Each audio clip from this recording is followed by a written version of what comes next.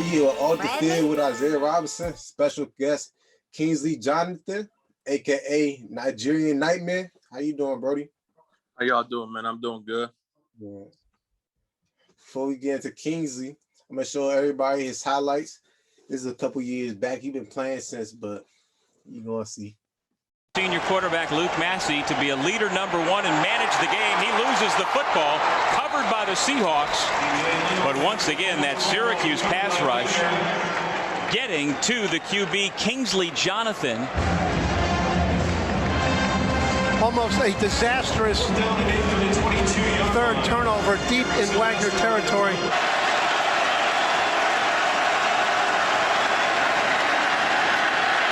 Pressure set.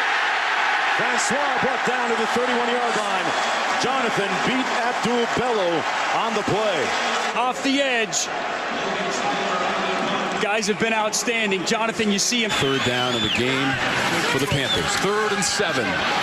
Pickett spins away, but right into the clutches of the orange. Whitner's going to come on the blitz through the middle. He's going to force Pickett off his spot, and that's the wrong guy to run into on the outside. 3rd and 8. Robinson off the spin. Forced him back inside again, and those ends are just lethal for Syracuse. Quarterback, I would have a coach standing behind me, and he would send off bells and whistles.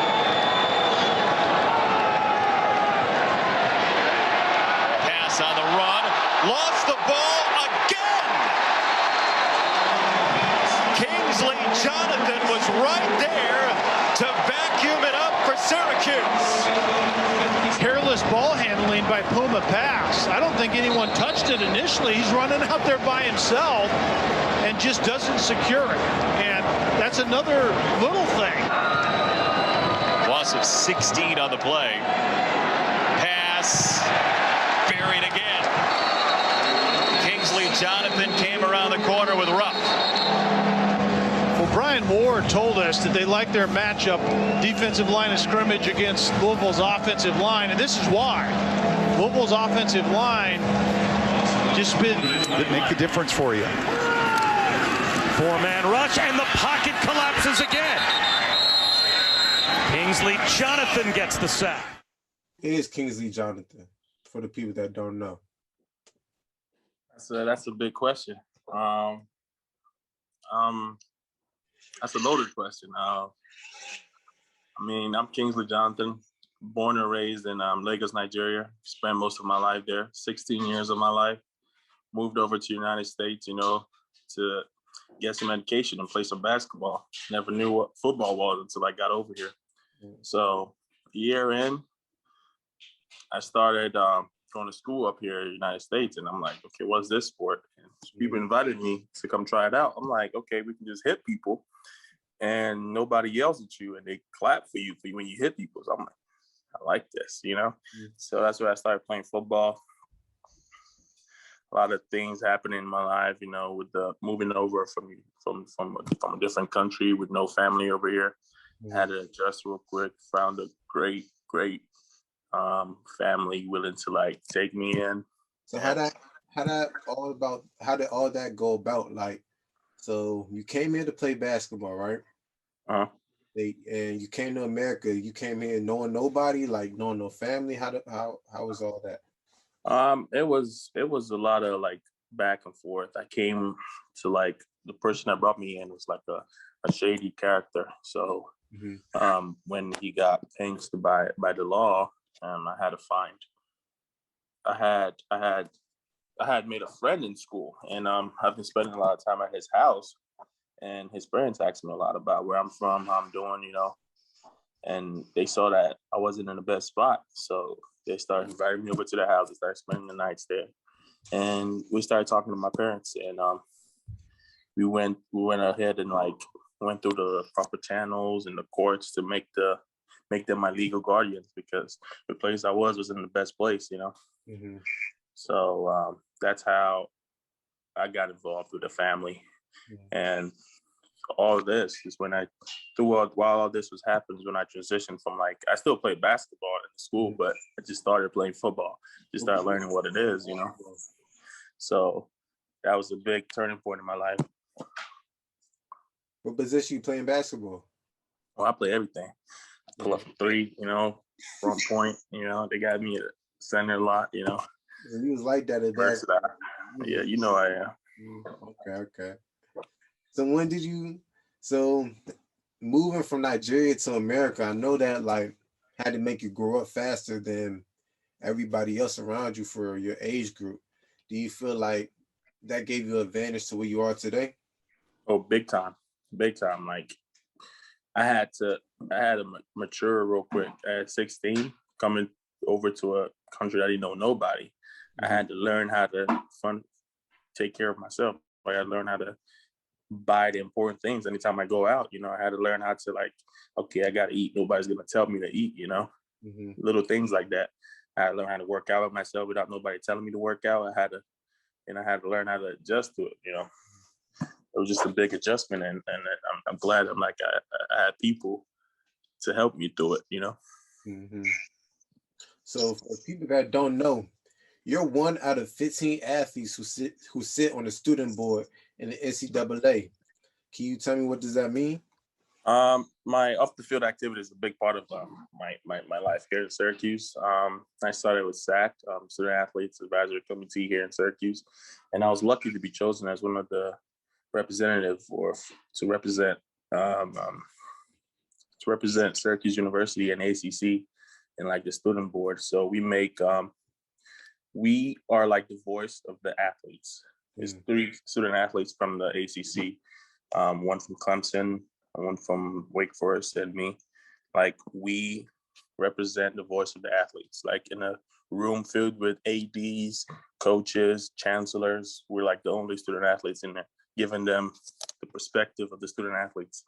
And we were blessed to have the opportunity to vote for certain changes in the ACC. They give us that opportunity to vote for that. And that was a big part, because it was very important for me to put a lot of student athletes in my shoes and do a lot of research, talk to a lot of athletes and see, okay, what do you guys need to change? What is not going well for you guys? What can we do to help? Things like that before we make any voting decisions, So that was that is a big part of my career here in Syracuse. So tell me, what is that like, just being in the meetings with all the ADs, the people that run the NCAA, knowing that your voice have a say to the NCAA? So what is that like?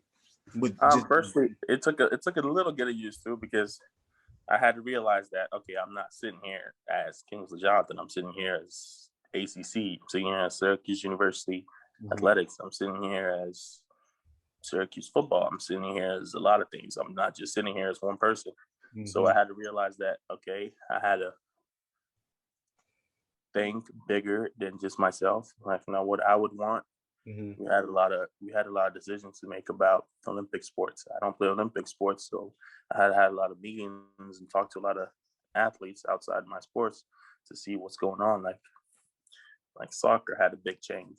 They had because the current season they have is a lot of games in one season, so they wanted to spread out to 2 seasons. So that took a lot of meetings and discussions, a lot of talking to soccer athletes, and that's going pretty good. So those kind of things, just recognize that it's just bigger than me. So you also do a lot off the field, like you stated. How important is giving back to you, and why? Oh, that's really big. I know where I come from. I could have easily just ended up like somebody else on the street, because I didn't know anybody coming here. I was just blessed to have people take me in. So recognizing that there are people out there that need help, that's one of my big goals in life, to help people.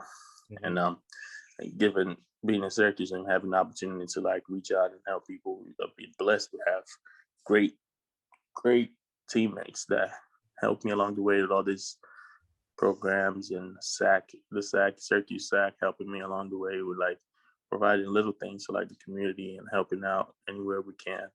If it's the hoodie drive, or going to the Boys and Girls Club, or hosting the Boys and Girls Club here and there. That was a lot of big things that I'm blessed to be able to help people with. So what started all of this? It's like, what started your journey of becoming a finalist for the Man of the Year? What started your journey of becoming on the board of one of 15 people? So what all sparked it and got your name out there, made you separate? I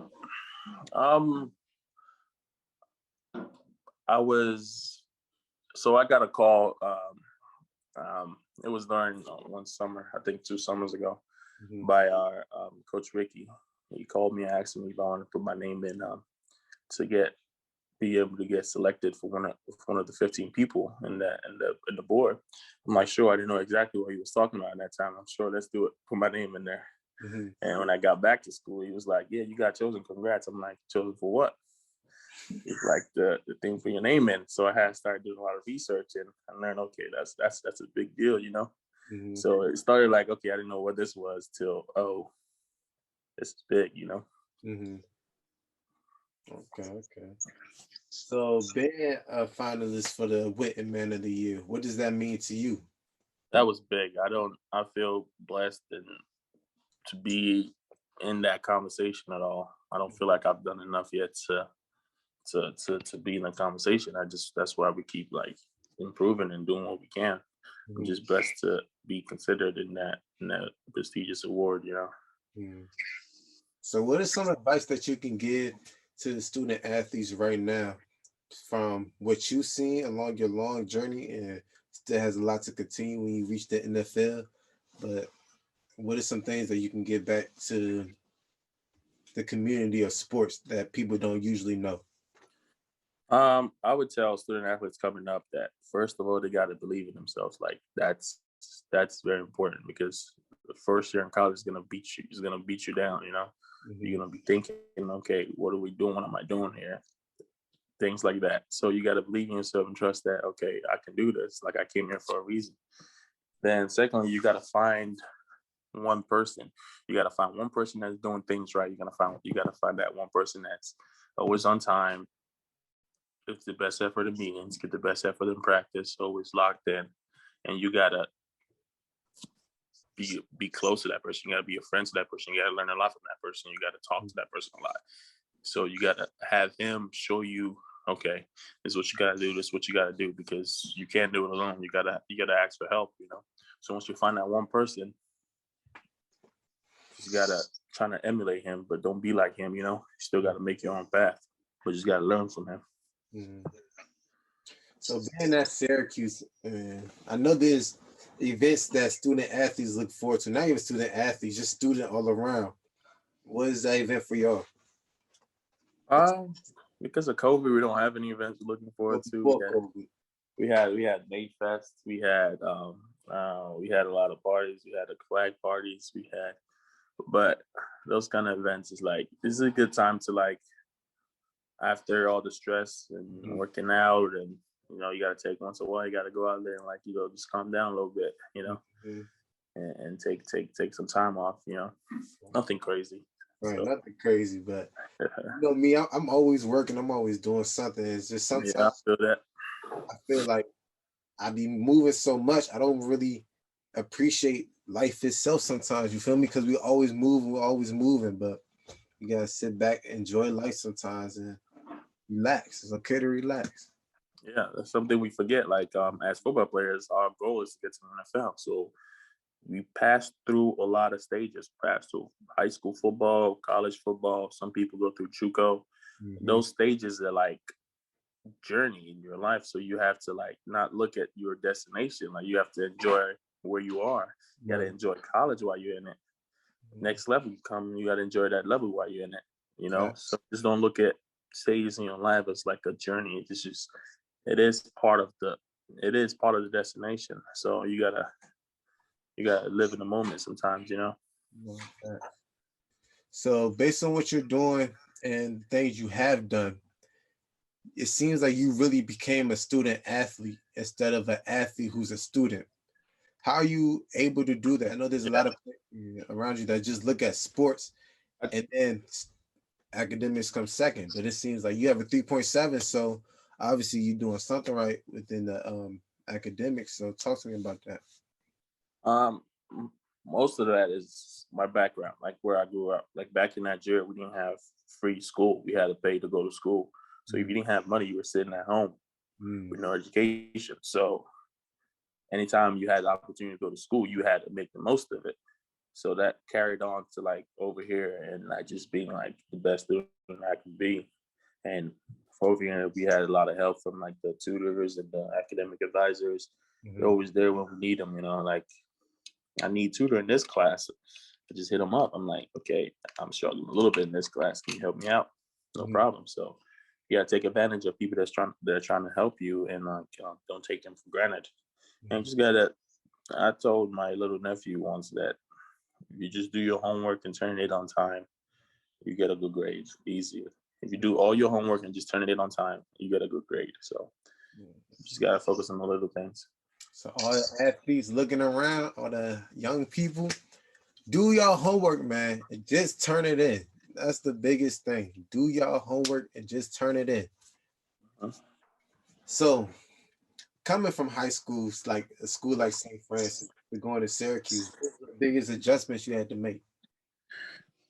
High school or college in general, that's a big adjustment for anybody. So we had to like, personally, I had to realize that I got to learn a lot to learn. Big thing, the biggest thing that in my journey, like in my practice and my film watching on the field is I try to pay attention to the details as much as possible. That is the most important thing that you got to improve from high school to college. The little things, that half-inch step, that sideways step where you place your hand, how you place your hand, how you strike, little ass things, not the big things. You got to bring it down to the little things. Because once those little things are right, like everything will go right, you know? So going to a Power 5 program like Syracuse, what is life like as an athlete on the outside basis? Is people knowing who you are when you walk around campus? Like how is life around campus like? Yeah, I'm extremely blessed to be where I am, you know, not knowing, I didn't know what Power 5 football was until I was, 17? I didn't know what that is. So I had a lot to learn about the position I'm in and what kind of effect I have on people, you know. So I'm just blessed to be in a position I'm in, and I just take advantage of it to the most that I can. Make a lot of connections and meet a lot of people, you know, develop that relationships that could last you a lifetime, you know. So I know everybody goes through something within their college career, whether it's good times or bad times. So tell me about your best and worst time as a college athlete. My worst time, I would say, it was my freshman camp. First year fall camp.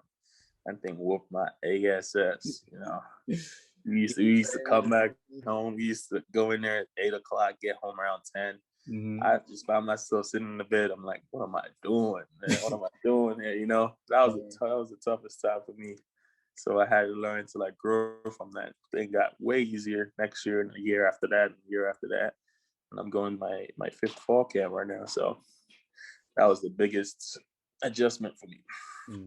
And like one of the best parts is last year, like getting the opportunity to start. So this past 3 years of my career, I was blessed to learn from and play behind some of like the best players of college coming out of college football, Kendall Coleman and Alton Robinson, one in the league and one free agent. So I had to learn a lot. I had to learn to like wait my turn. So last year was like the first year being a starter, getting 60 snaps, 65 snaps a game. So that was a big time. That was a big time for me. I really loved like being able to show what I got, you know. So now we get to the hot seat questions of the interview. Let's do it. Last time you partied all night? I don't think I say I party all night. Like I know when to cap it off, you know, and call it a day. What was the latest you party, man? Let me say that. Probably about 2:30, something like that. Okay.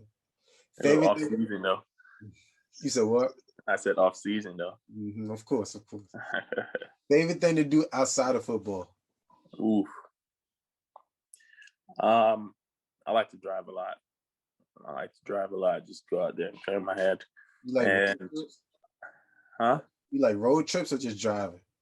Just driving, not road trips. Those are long, but I don't mind road trips too. So I drive a lot. I eat a lot, sleep, just gotta, those are little things that that make my day, Mm-hmm. Who's your favorite childhood celebrity crush? Oof. J-Lo. J-Lo? Jennifer Lopez. You got your heart. And last but not least, advice you would give your 16-year-old self.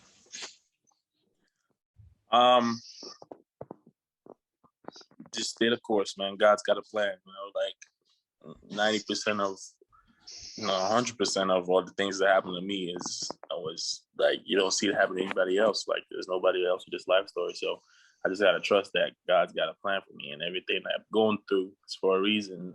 Times when I struggled when I first got here, that's for a reason. I struggled when I got here before I found the family that took me in, So I just got to stay the course, and I just believe that God's got a plan, got to trust God, Thanks for coming on the show today, Brody. Appreciate y'all for having me, man. No problem. Make sure y'all like, comment, and subscribe on the channel, man. Sure.